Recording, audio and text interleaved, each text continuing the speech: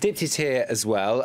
You're talking about the Mooch, aren't you? Anthony Scaramucci, fired by Donald Trump? That's right, unceremoniously fired. Anthony the Mooch Scaramucci is out, but for much of the conservative press, the narrative is all about the man who kicked him out, the new White House Chief of Staff, John Kelly. The Wall Street Journal editors say that with Mooch's firing, Kelly has demonstrated that he's in charge and that he has the backing of President Trump. I quote, "Not a bad first day for Kelly."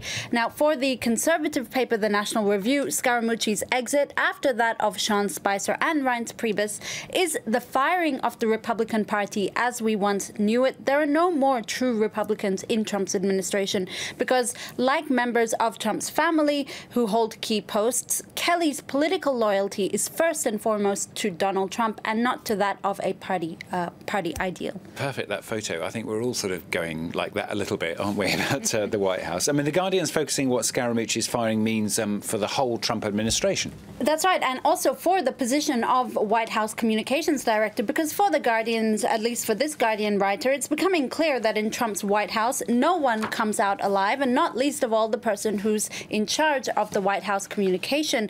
I quote, "There's no worse job than trying to speak for Trump, because if anyone could have succeeded in this role, it was Scaramucci.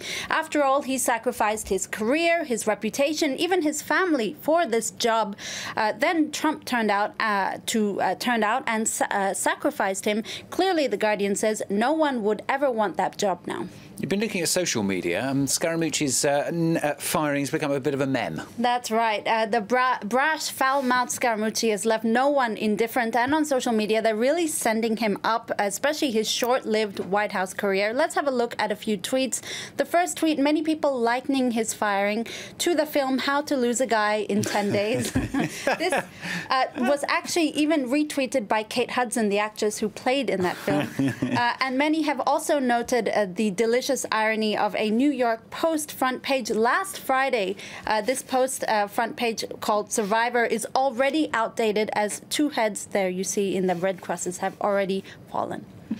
Let's move on to Kenya now. The shocking death of a key election official. This is just days before the general election there, isn't it? Christopher Musando was essentially in charge of Kenya's electronic voting system. The IT director's body was found with signs of torture, according to the Kenyan paper The Standard, just days before Kenyans head to the voting booths. The government has opened an investigation and assured election observers and pollsters that they'll get state security to assure their security in the lead up to the vote. In its editorial, another Kenyan paper called The Star commends these efforts to protect election officials. Musando's death was, quote, "horrific and unacceptable and should be investigated," but the editors say it should not lead to more violence. More than ever, I quote, "Kenyans should be focused on a peaceful, fair and free election." Got a worrying study for you now. Climate change study, in fact, says we have a 5% chance of avoiding irreversible global warming.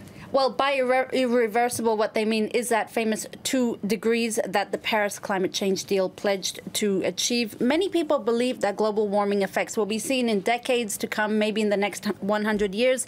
And it's an outlook that's allowed what some might say is climate optimism. Basically, people saying, oh, we still have time to reverse the effects of climate change. Well, according to a new study, we have a 5% chance of sticking to keeping median warming below 2 degrees Celsius, which is what the Paris climate change deal aimed to do and what many people say is the line below which we cannot go.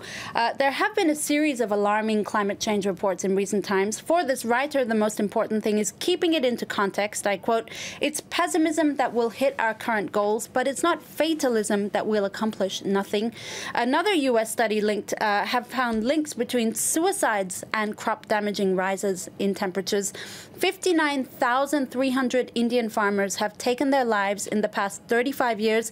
According to this study, there are links suggesting it's due to a loss of income because of global warming.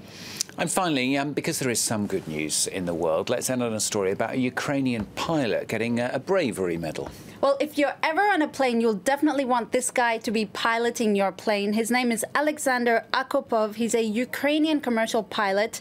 He was flying an Airbus A320 from Istanbul to Cyprus last week when the aircraft was caught in a freak hailstorm. Wow. His windows were shattered, as you see on the picture on the left, and the nose of the plane crushed. Wow. So in an emergency landing, he managed to land the plane safely, essentially flying blind because he had very, very, very little vision of where he was flying. Not a surprise then that he got an ovation from passengers and now a medal of courage. Oh, fantastic. Those images are quite shocking, aren't they? Can you imagine being on that plane? Thank you very much, Dipti. Well done to that Ukrainian pilot.